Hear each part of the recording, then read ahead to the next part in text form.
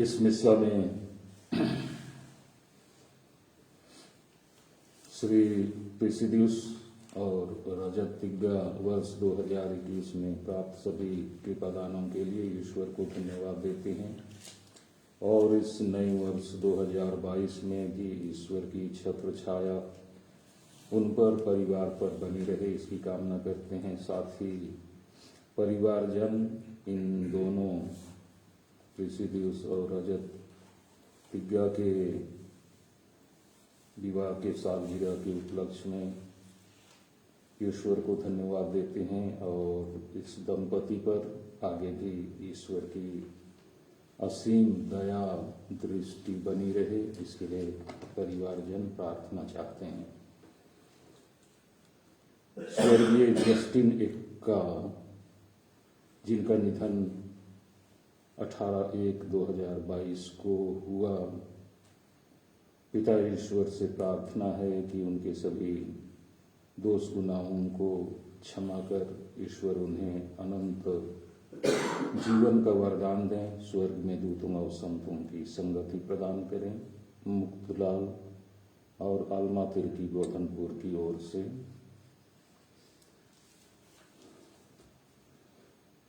स्वर्गीय एथेलरिडा तिग्गा की पुण्यतिथि के अवसर पर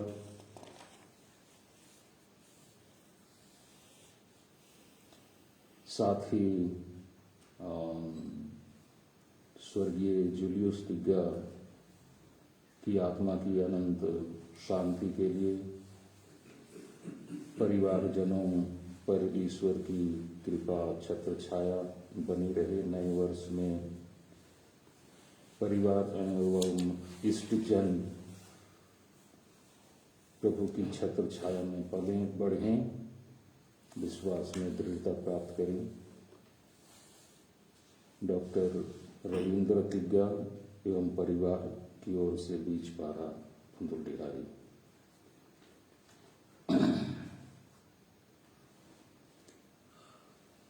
पिता और पुत्र और पवित्र आत्मा के नाम पर हमारे प्रभु यीशु ख्रिस्त की कृपा, ईश्वर का प्रेम तथा पवित्र आत्मा का साहचर्य आप सबके साथ हो। आपकी आत्मा के साथ।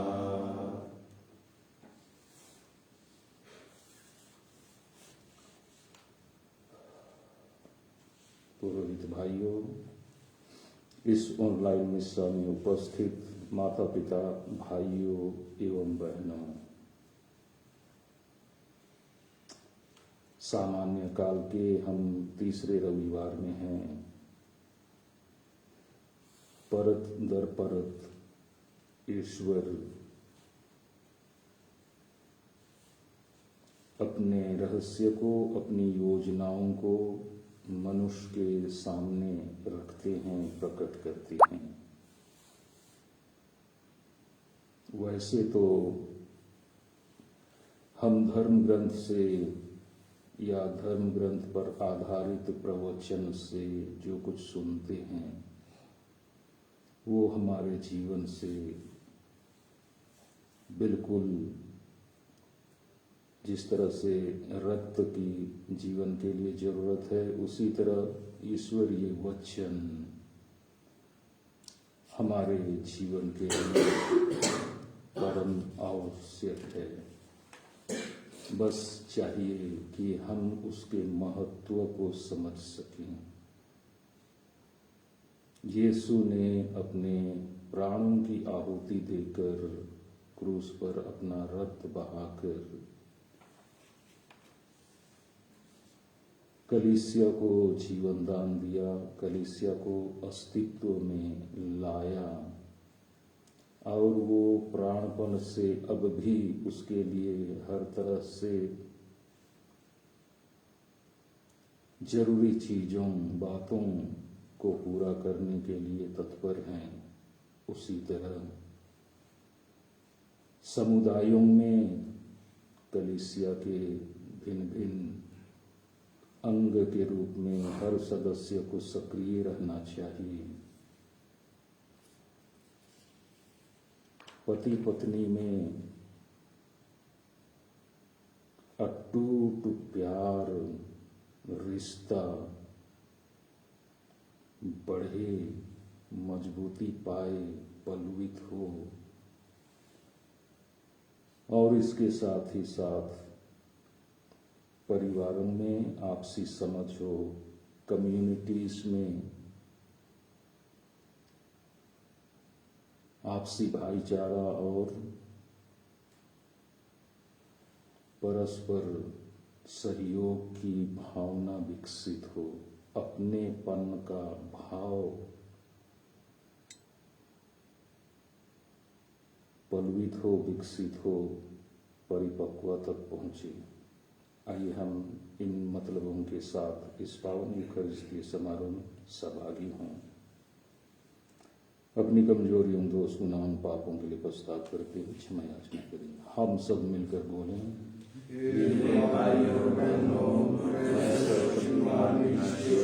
और आप लोगों के सामने स्वीकार करता हूँ कि मैंने मन, वचन और कर्म से और अपने कसूर से, अपने भारी कसूर से घोर पाप किया है। इसलिए मैंने तुम्हारे पुण्य से सब संतों से हे भाई और बहनों विनती करता हूँ कि आप लोग मेरे लिए प्रभु ईश्वर से प्रार्थना। सर्वशक्तिमान ईश्वर हम लोगों पर दया करे, हमारे अपराध क्षमा कर और हमें अनंत जीवन का प्रदान करें। आमीन। Hey,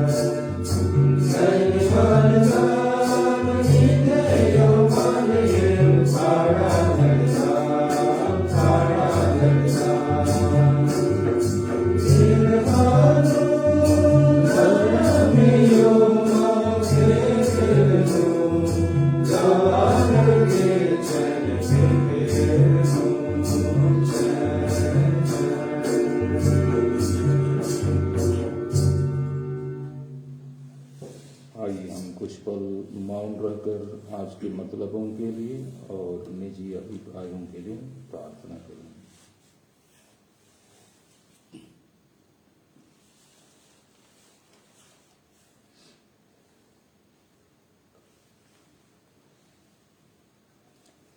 हम प्रार्थना करें।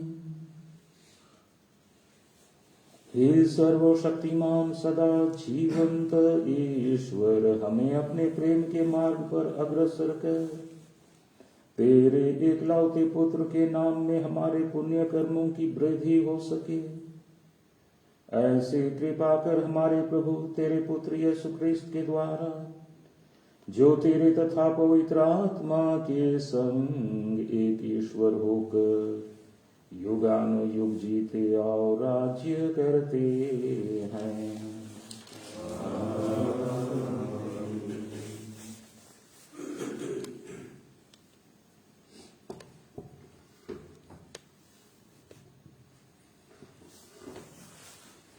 पहला पाठ नबी नहम्याह का ग्रंथ। इज़रा ने ईश्वर की संहिता का एक अंश पढ़कर सुनाया और जनता समझ गई।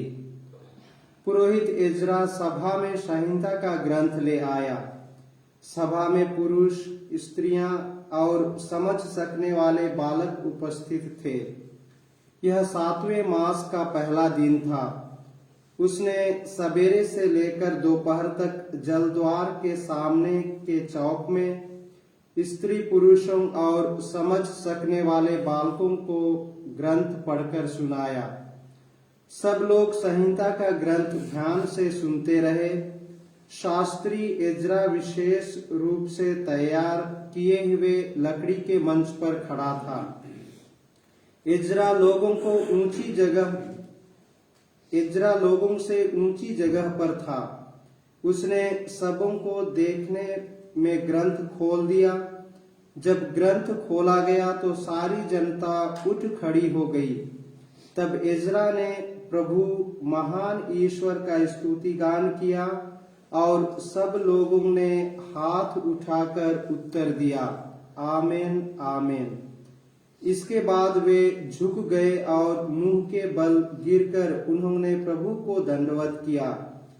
इज़रा ने ईश्वर की संहिता का ग्रंथ पढ़कर सुनाया, इसका अनुवाद किया और इसका अर्थ समझाया, जिससे लोग पाठ समझ सकें।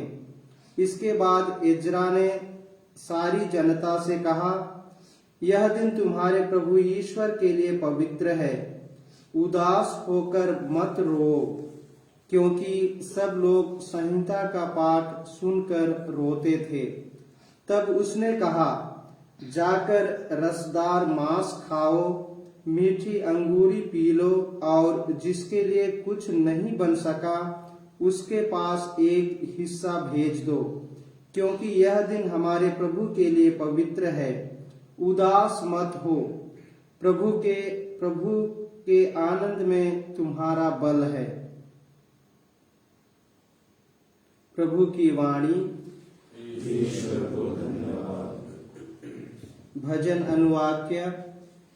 हे प्रभु, तेरी शिक्षा आत्मा और जीवन है। हे प्रभु, तेरी शिक्षा आत्मा और जीवन है। प्रभु का नियम सर्वोत्तम है, वह आत्मा में नवजीवन का संचार करता है। प्रभु की शिक्षा विश्वसनीय है, वह अज्ञानियों को समझदार बना देती है। हे प्रभु, तेरी शिक्षा आत्मा और जीवन है। अनुवाक्य। हे प्रभु, तेरी शिक्षा आत्मा और जीवन है। प्रभु के उपदेश सीधे साधे हैं, वे हृदय को आनंदित कर देते हैं। प्रभु की आज्ञाएं स्पष्ट हैं, वे आंखों को ज्योति प्रदान करती है। हे प्रभु, तेरी शिक्षा आत्मा और जीवन है। अनुवाक्य। हे प्रभु, तेरी शिक्षा आत्मा और जीवन है। प्रभु की वाणी परिशुद्ध है, वह अनंत काल तक बनी रहती है। प्रभु के निर्णय सच्चे हैं, वे सबके सब न्याय संगत हैं। हे प्रभु, तेरी शिक्षा आत्मा और जीवन है। अनुवाक्य। हे प्रभु, तेरी शिक्षा आत्मा और जीवन है। हे प्रभु, तू मेरा सहारा और मुक्तिदाता है। मेरे मुख से जो शब्द निकलते हैं और मेरे मन में जो विचार उठते हैं, ये सब के सब तुझे अच्छे लगें। हे प्रभु, तेरी शिक्षा आत्मा और जीवन है। अनुवाक्य। हे प्रभु, तेरी शिक्षा आत्मा और जीवन है। दूसरा पाठ कुरिन्थियों के नाम संत पौलुस का पहला पत्र। आप सब मिलकर मसीह का शरीर हैं, आप में से प्रत्येक उसका एक अंग है।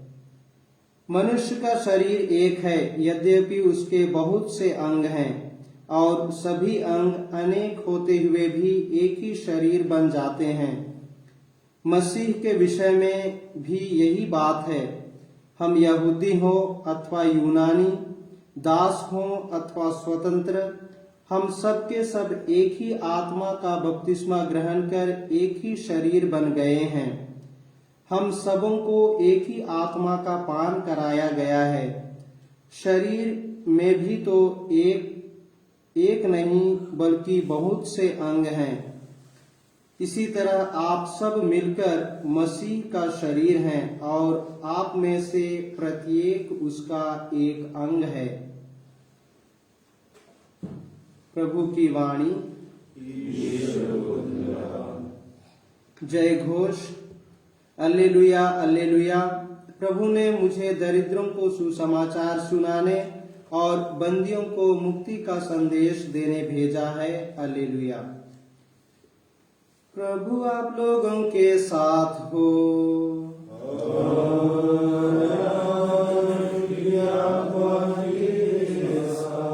संत लूकस के अनुसार पवित्र सुसमाचार। हे प्रभु, तेरी महिमा हो। धर्म ग्रंथ का यह कथन आज पूरा हो गया है। जो प्रारंभ से प्रत्यक्षदर्शी और सुसमाचार के सेवक थे, उनसे हमें जो परंपरा मिली है, उसके आधार पर बहुतों ने हमारे बीच बीती घटनाओं का वर्णन करने का प्रयास किया है। मैंने भी प्रारंभ से सब बातों का सावधानी से अनुसंधान किया है। इसीलिए श्रीमान थियोफिलस, मुझे आपके लिए उनका क्रमबद्ध विवरण लिखना उचित जान पड़ा, जिससे आप यह जान लें कि जो शिक्षा आपको मिली है वह सत्य है। आत्मा के सामर्थ्य से संपन्न होकर यीशु गलीलिया लौटे और उनकी ख्याति सारे प्रदेश में फैल गई। वह उनके सभागृहों में शिक्षा दिया करते थे और सब उनकी प्रशंसा करते थे। यीशु नाजरेत आए, जहां उनका पालन पोषण हुआ था। विश्राम के दिन वह अपनी आदत के अनुसार सभागृह गए। वह पढ़ने के लिए खड़े हो गए और उन्हें नबी ईसायास की पुस्तक दी गई।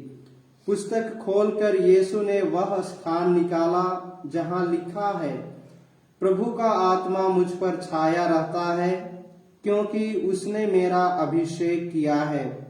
उसने मुझे भेजा है जिससे मैं दरिद्रों को सुसमाचार सुनाऊं, बंदियों को मुक्ति का और अंधों को दृष्टिदान का संदेश दूं, दलितों को स्वतंत्रता प्रदान करूं और प्रभु के अनुग्रह का वर्ष घोषित करूं। यीशु ने पुस्तक बंद कर दी और उसे सेवक को देकर वह बैठ गए। सभागृह के सब लोगों की आंखें उन पर लगी हुई थीं। तब वह उनसे कहने लगे, धर्म ग्रंथ का यह कथन आज तुम लोगों के सामने पूरा हो गया है। प्रभु का सुसमाचार।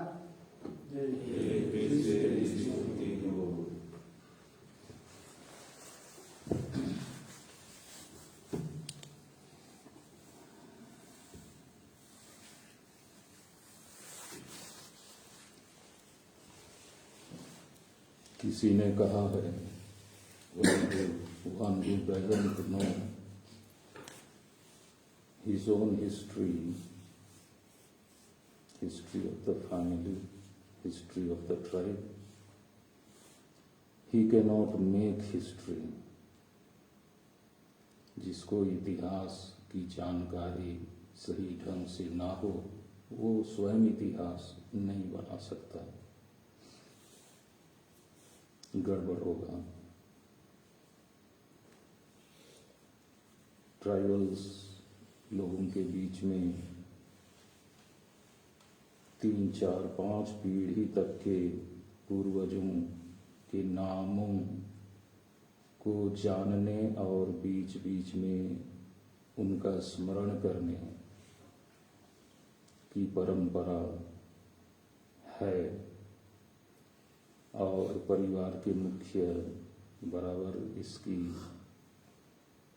इसका ख्याल रखते हैं।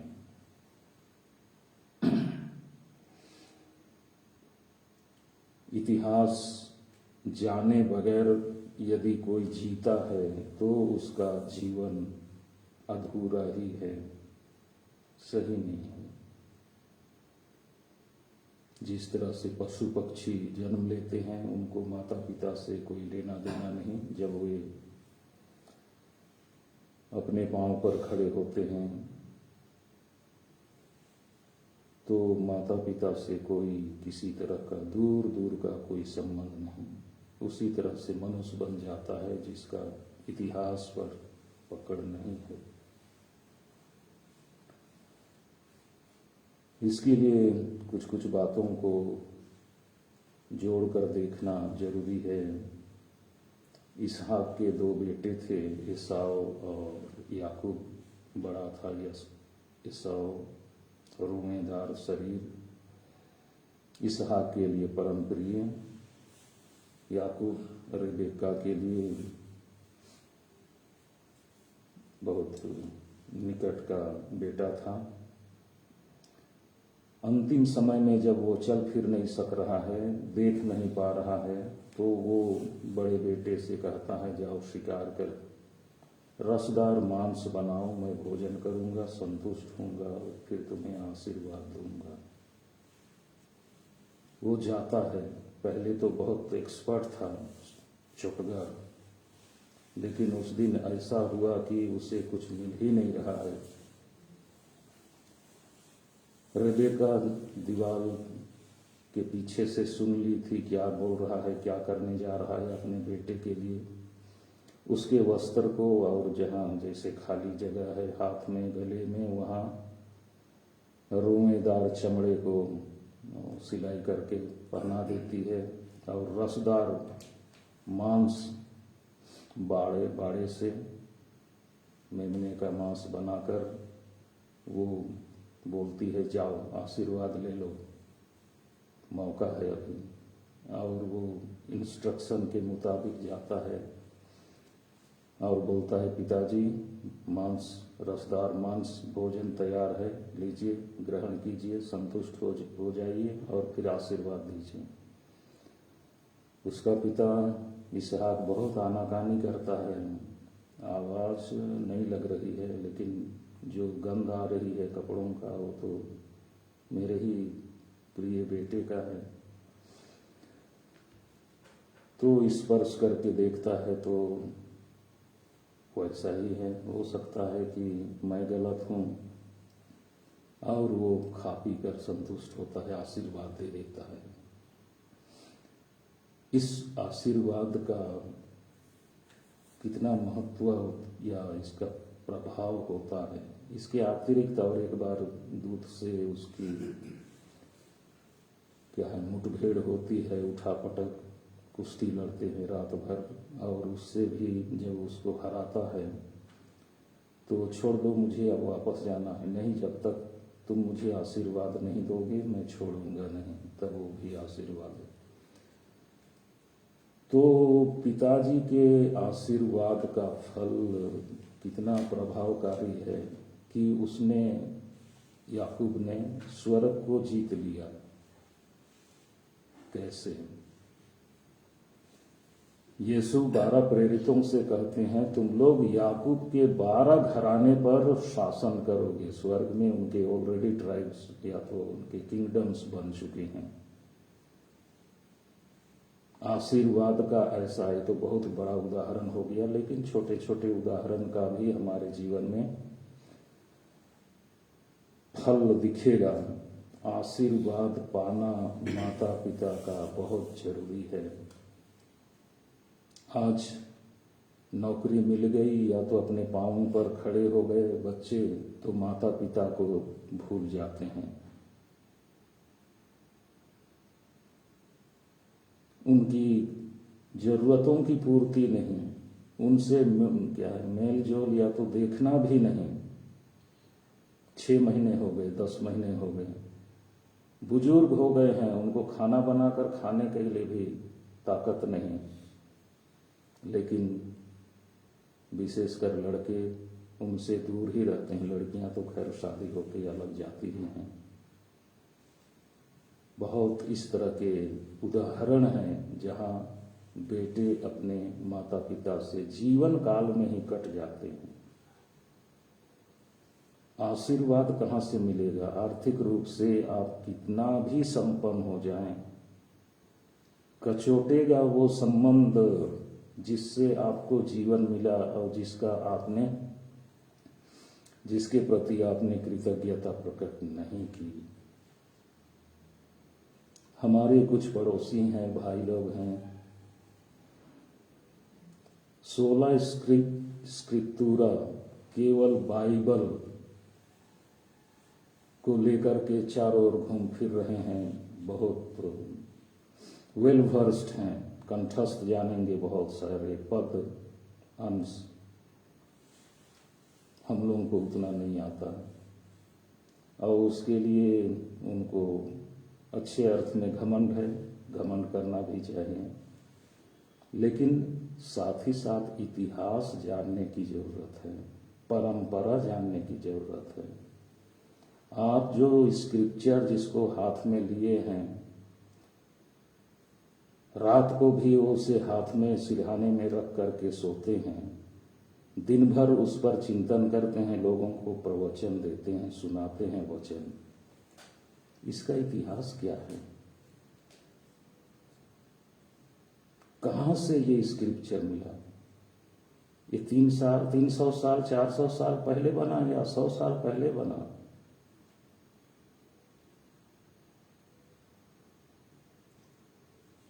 लंबी कहानी है, लंबा इतिहास है, कई लोग इससे जुड़े हुए हैं, कई संस्थाएं हैं। और मुझे ये कहने से कोई गुरेज नहीं कि कैथोलिक कलीसिया ही शुरू से ही इस मत को, इस सिद्धांत को, इस विश्वास को प्राप्त की हुई है और वो इसका पूरा पूरा हक रखती है कि हाँ ये हमारा है, ये अपना है, निजी है। ये तो चुराने जैसा हो जाएगा, कोई दूसरा लेकर के उसे यूज करे, कॉपीराइट कहते हैं।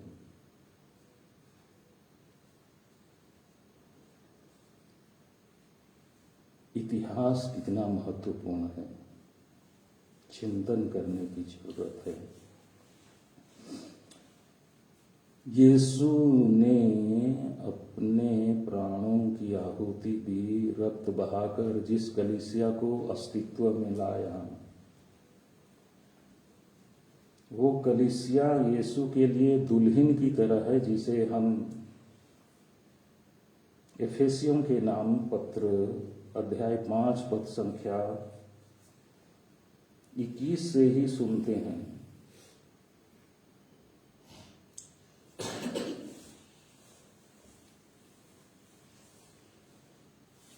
हम मसीह के प्रति श्रद्धा रखने के कारण एक दूसरे के अधीन रहें, पति पत्नी के लिए कहा गया है। पत्नी प्रभु जैसे अपने पति के अधीन रहे, पति उसी तरह पत्नी का शीर्ष है, जिस तरह मसीह कलीसिया के शीर्ष हैं और उसके शरीर के मुक्तिदाता। जिस तरह कलीसिया मसीह के अधीन रहती है, उसी तरह पत्नी को भी सब बातों में अपने पति के अधीन रहना चाहिए। पतियों, अपनी पत्नी को उसी तरह प्यार करो जिस तरह मसीह ने कलीसिया को प्यार किया है और उन्होंने उसके लिए अपने को अर्पित कर दिया, जिससे वह उसे पवित्र कर सकें और वचन तथा जल के स्नान द्वारा शुद्ध कर सकें, क्योंकि वह एक ऐसी कलीसिया अपने सामने उपस्थित करना चाहते थे जो महिमामय हो, जिसमें न दाग हो, न झुर्री और न कोई दूसरा दोष, जो पवित्र हो और निष्कलंक।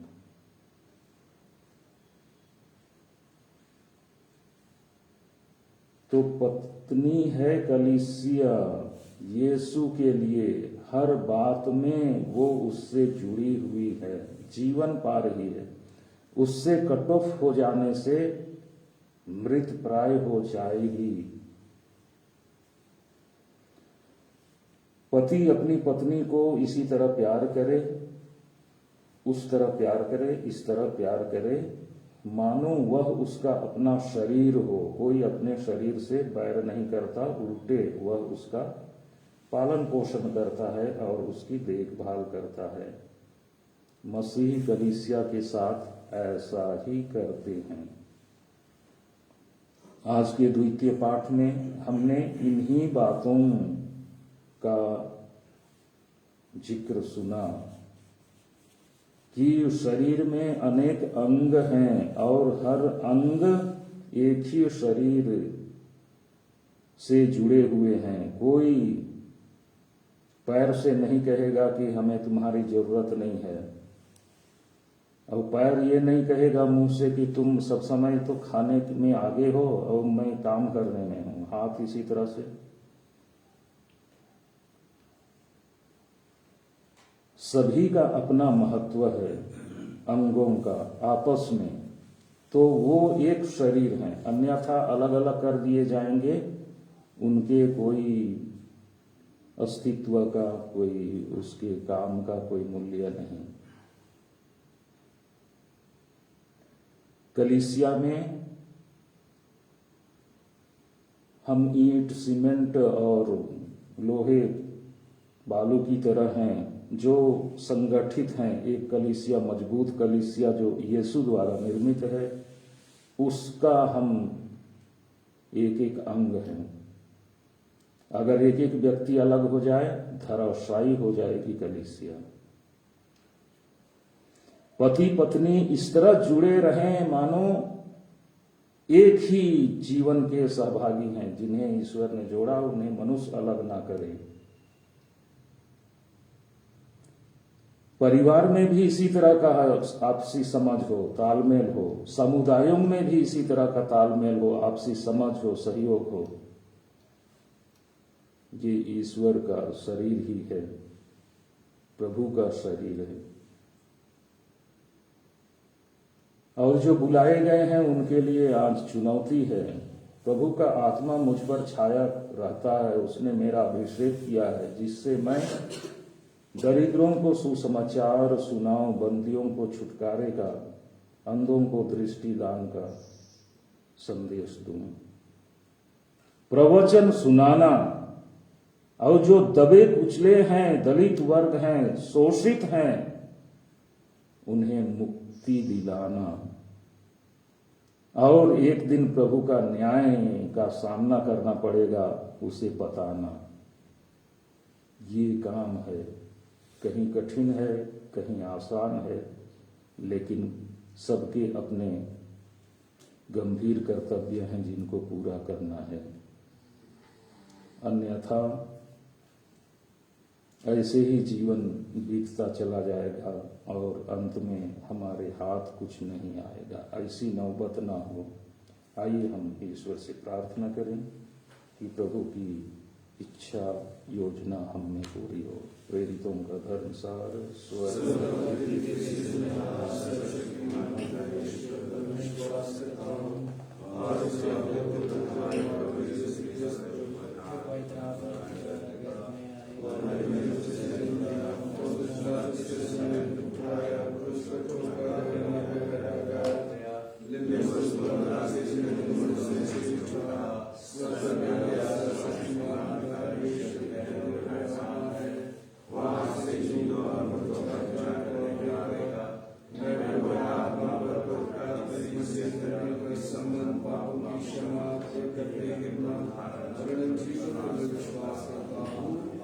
प्रिय भाइयों और बहनों, हम अपनी मुक्ति का समारोह मनाने के लिए यहाँ एकत्र हुए हैं। आइए हम सर्वशक्तिमान ईश्वर से प्रार्थना करें कि वह समस्त संसार को अपने कृपादानों से भर दे और संजीवन जल के झरनों से उसे सिंचित करे।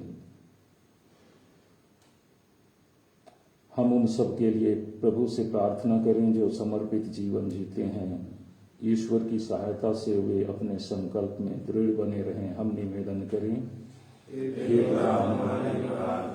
हम सब राष्ट्रों के बीच शांति के लिए प्रभु से प्रार्थना करें कि सब प्रकार के विक्षोभ से मुक्त होकर सब लोग खुले हृदय से ईश्वर की सेवा करते रहें। हम निवेदन करें। हम बुढ़ापे से लाचार लोगों के लिए प्रभु से प्रार्थना करें कि उनके प्रति हमारा भ्रातृ प्रेम उन्हें बीमारी और अकेलेपन में सांत्वना प्रदान करे। हम निवेदन करें। हम अपने लिए प्रभु से प्रार्थना करें कि प्रभु की कृपा हम पर सदा बनी रहे ताकि हम संसार की नश्वर वस्तुओं का सदुपयोग करते हुए अनश्वर वस्तुओं के प्रति अनुरक्त रहें। हम निवेदन करें। स्वर्गीय एथेलरिदा और जूलियस तिग्गा एवं स्वर्गीय जस्टिन एक्का की आत्माओं को ईश्वर अनंत शांति दें। परिवारजनों को अपने प्रेम में सुसंगठित रखें। हम निवेदन करें। श्री प्रिसिलियस और रजत तिग्गा के विवाह के वर्षगांठ के उपलक्ष्य में और नए वर्ष के इस वरदान के अवसर पर परिवार की ओर से धन्यवाद की प्रार्थना ईश्वर स्वीकार करें और अपना अनुग्रह अपनी छत्र छाया परिवार पर बनाए रखें। हम निवेदन करें। आइए हम कुछ क्षण मौन रखकर निजी अभिप्रायों के लिए परम दयालु ईश्वर से प्रार्थना करें।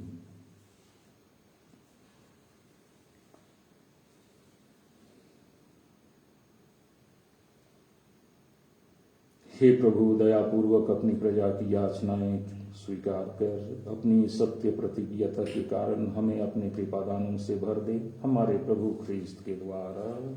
आमीन।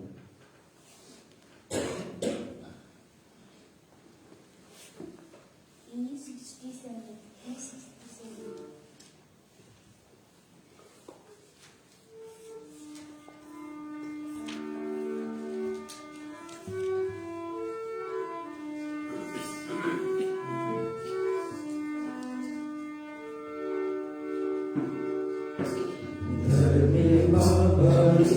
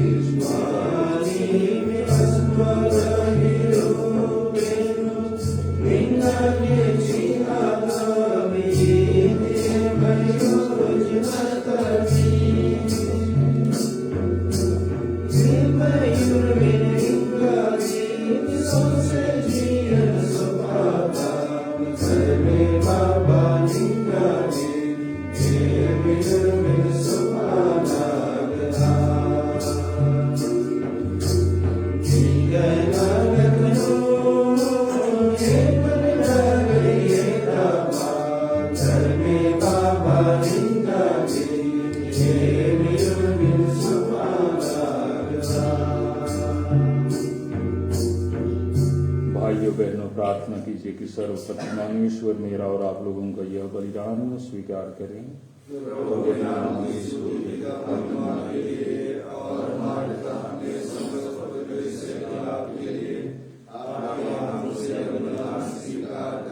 हे प्रभु, हमारे दान ग्रहण कर और इन्हें पवित्र कर दे, इनके द्वारा हम अनंत जीवन प्राप्त कर सकें। यह प्रार्थना स्वीकार कर हमारे प्रभु ख्रीस्त के द्वारा। आमीन। प्रभु आप लोगों के साथ हो।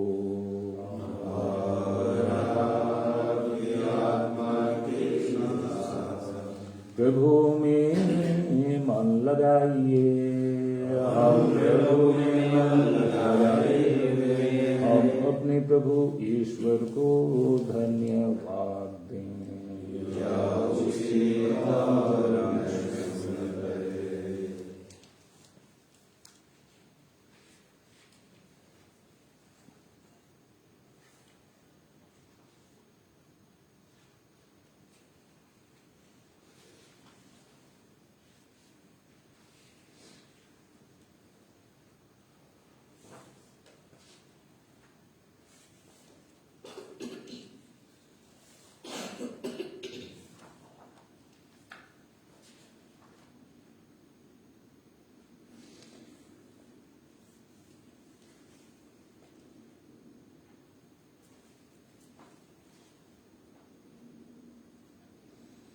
हे प्रभु पवित्र पिता, सर्वशक्तिमान और शाश्वत ईश्वर, यह वास्तव में उचित और न्याय संगत है। हमारा कर्तव्य तथा कल्याण है कि हम सदा और सर्वत्र तुझे धन्यवाद दें। जो पुत्र पुत्रियां पाप के कारण तुझसे दूर भटक गए थे, उनको अपने पुत्र के रक्त और पवित्र आत्मा की सामर्थ्य से तूने पुनः अपने पास एकत्र किया, ताकि जैसे पवित्र त्रित्व एक है, वैसे ही उसके प्रभाव से तेरी प्रजा भी एक बने और कलीसिया तेरी बहुविध प्रज्ञा की स्तुति में ख्रीस्त के शरीर तथा पवित्र आत्मा के मंदिर के रूप में प्रकट हो जाए। इसलिए ये स्वर्गदूतों की मंडली के स्वर में स्वर मिलाकर आनंद की उमंग में हम तेरा स्तुति गान करते हैं।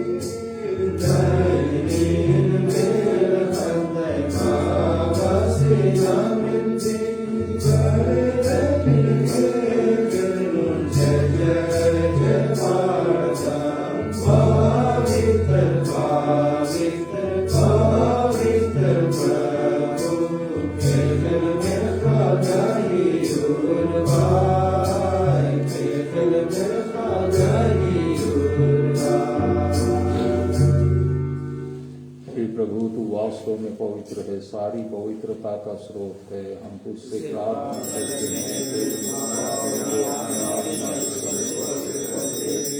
कि हमारे प्रभु यीशु ख्रीस्त के शरीर जब वे स्वेच्छा से मृत्यु के लिए सौंपे गए, उन्होंने रोटी ली, तुझे धन्यवाद दिया और रोटी तोड़कर उसे अपने शिष्यों को देते हुए कहा, तुम सब इसे लो और इसमें से खाओ, क्योंकि यह मेरा शरीर है जो तुम्हारे लिए बलि चढ़ाया जाएगा।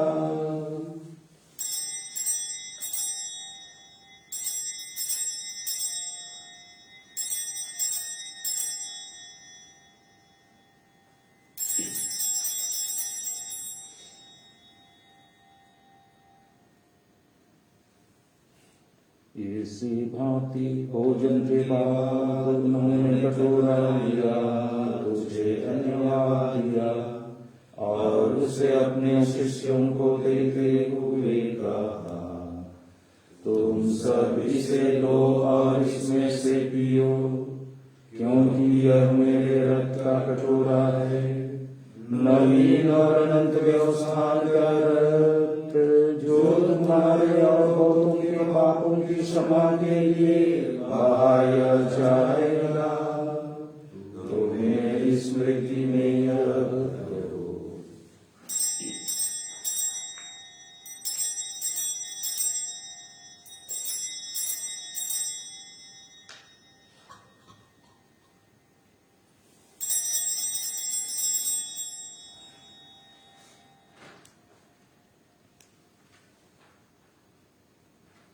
विश्वास का रहस्य। हे प्रभु, हम तेरी मृत्यु और पुनरुत्थान की घोषणा तेरे पुनरागमन तक करते रहेंगे। इसलिए हे प्रभु, हम ख्रीस्त की मृत्यु और पुनरुत्थान की स्मृति में तुझे जीवन की रोटी और मुक्ति का कटोरा चढ़ाते हैं। हम तुझे धन्यवाद देते हैं कि तूने हमें अपने सम्मुख उपस्थित होने और अपनी सेवा करने का सौभाग्य प्रदान किया है। हमारा नम्र निवेदन है कि हम सब ख्रीस्त का शरीर और रक्त ग्रहण करके पवित्र आत्मा के द्वारा एकता के सूत्र में बंधे रहें। हे प्रभु, हमारे संत पिता फ्रांसिस, हमारे धर्माध्यक्ष पतरस मेंज और सभी याजकों के साथ विश्व भर में फैली अपनी कलीसिया की सुधि ले तथा इसे प्रेम में सिद्ध बना दे। हे प्रभु, अपने सेवक जस्टिन और जूलियस तिग्गा तथा सेविका एथेलरिडा की सुधि ले, जिनको तूने इस लोक से अपने यहाँ बुला लिया है, उन्हें यह वर दे कि जैसे वे बपतिस्मा में तेरे पुत्र की मृत्यु के सहभागी हुए थे, वैसे ही उनके पुनरुत्थान का सौभाग्य प्राप्त करें। हमारे उन भाई बहनों की भी सुधि ले जो पुनरुत्थान की आशा में परलोक सिधार चुके हैं। उन्हें और सभी मृतकों को अपने दर्शन का सौभाग्य प्रदान कर हम सब पर दया दृष्टि डाल कि हम भी अनंत जीवन के सहभागी बने। और ईश्वर की माता धन्य कुमारी मरियम, उनके वर धन्य योसेफ, धन्य पीड़ितों तथा सब संतों के साथ जो युग युग में तेरे प्रति विश्वस्त बने रहे, तेरी स्तुति और महिमा कर सके तेरे पुत्र यीशु ख्रिस्त के द्वारा। इन्हीं प्रभु ख्रिस्त के द्वारा, इन्हीं के साथ और इन्हीं में, ये सर्वशक्तिमान पिता ईश्वर पवित्र आत्मा के साथ सारा गौरव तथा सम्मान युगायुग तेरा ही है।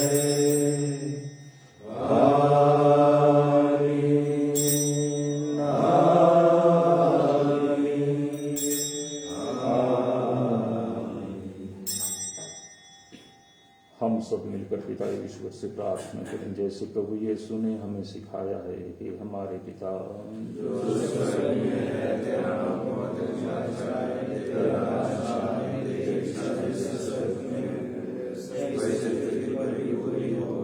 हमारा और हमारे अपराध में क्षमा कर, जैसे हम भी अपने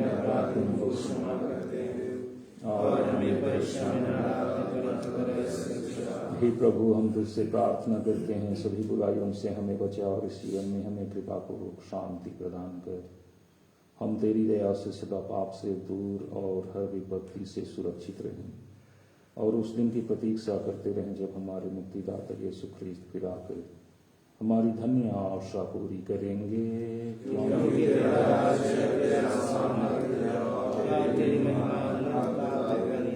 हे प्रभु यीशु ख्रीस्त, तूने अपने प्रेरितों से कहा है, मैं तुम्हारे लिए शांति छोड़ जाता हूँ, अपनी शांति तुम्हें प्रदान करता हूँ। तू हमारे पापों पर नहीं, अपनी कलीसिया के विश्वास पर दृष्टि डाल और कृपा पूर्वक उसे शांति तथा एकता प्रदान कर। तू युगानुयुग जीता और राज्य करता है। प्रभु की शांति सदा आप लोगों के साथ हो। परस्पर शांति अभिवादन कीजिए। ईश्वर के प्रेम में तू संसार के पाप को लेता है, हम पर दया कर। ईश्वर के प्रेम में तू संसार के पाप को लेता है, हम पर दया कर।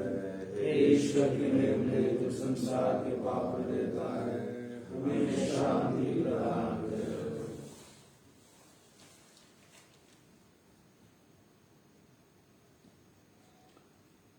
देखिए ईश्वर का मेमना, इन्हें देखिए जो संसार के पाप कर लेते हैं। धन्य है वे जो प्रभु के इस स्वर्गीय भोज में सम्मिलित होने के लिए बुलाए जाते हैं।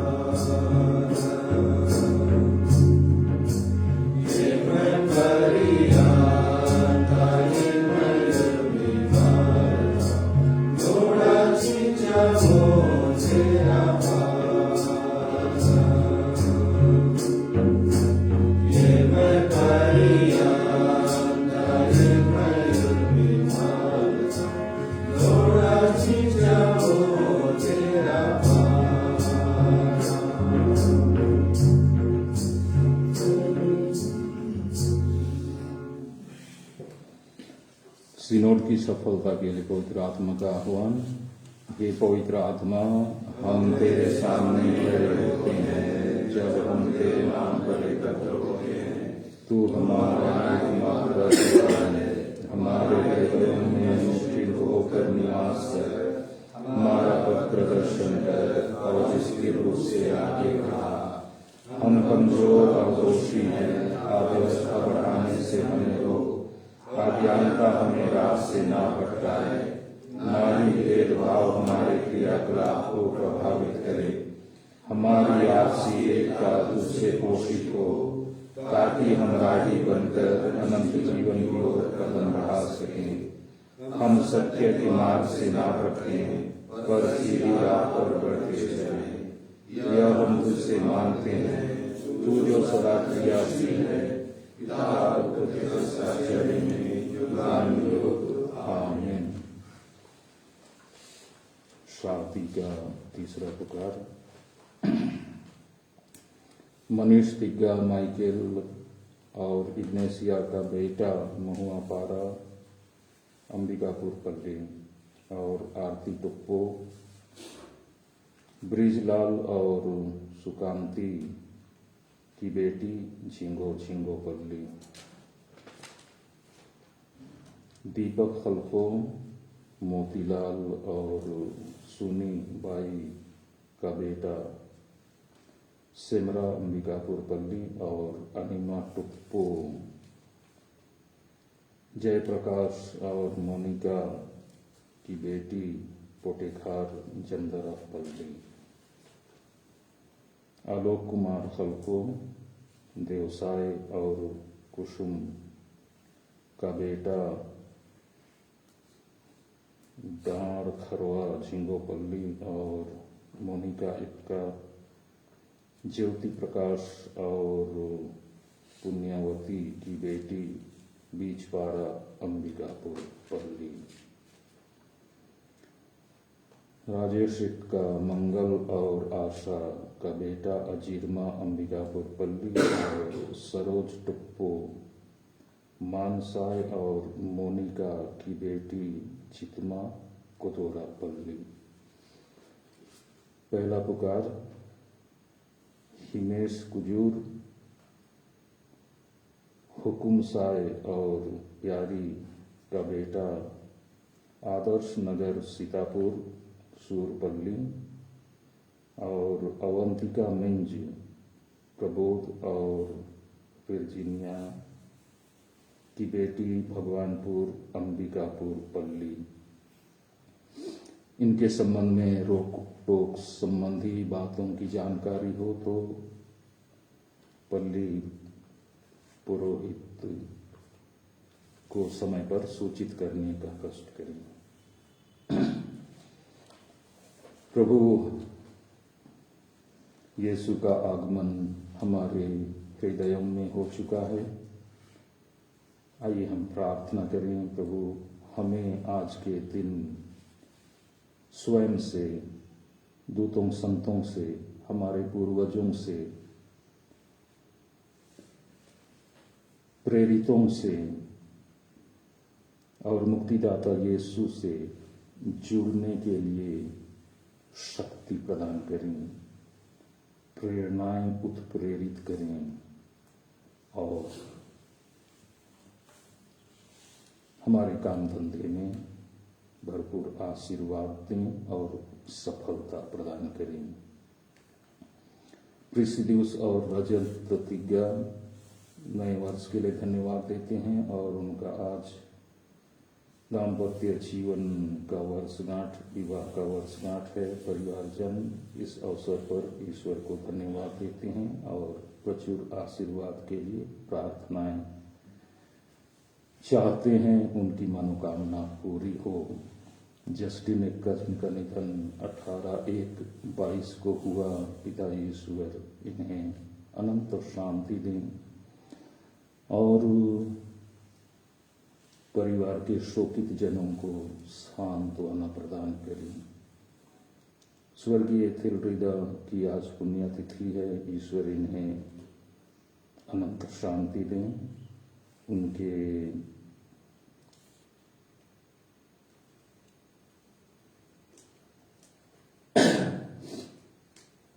चक्रवर्ती थे स्वर्गीय जूलियस दिग्गा, उनकी आत्मा को भी ईश्वर अनंत शांति प्रदान करें। ये जूलियस दिग्गा सेंट जेवियर्स में संस्कृत के शिक्षक थे और पीटीआई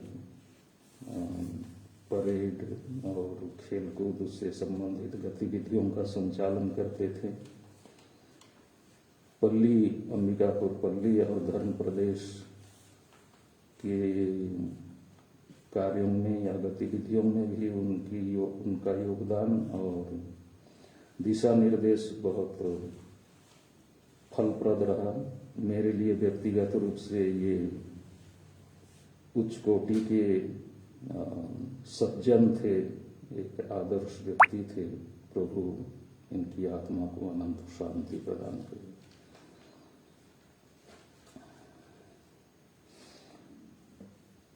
हम प्रार्थना करें।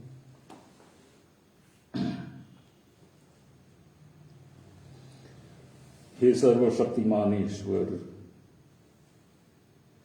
तूने हमें नवजीवन की कृपा प्रदान की है। तेरे इस उपहार के लिए हम सदा तेरी महिमा करते रहें, यह प्रार्थना स्वीकार कर हमारे प्रभु ख्रीस्त के द्वारा। प्रभु आप लोगों के साथ हो। सर्वशक्तिमान ईश्वर पिता और पुत्र और पवित्र आत्मा आप लोगों को आशीर्वाद प्रदान करें। आप लोग विदा लें। प्रभु की शांति सदा साथ रहे। ईश्वर को धन्यवाद।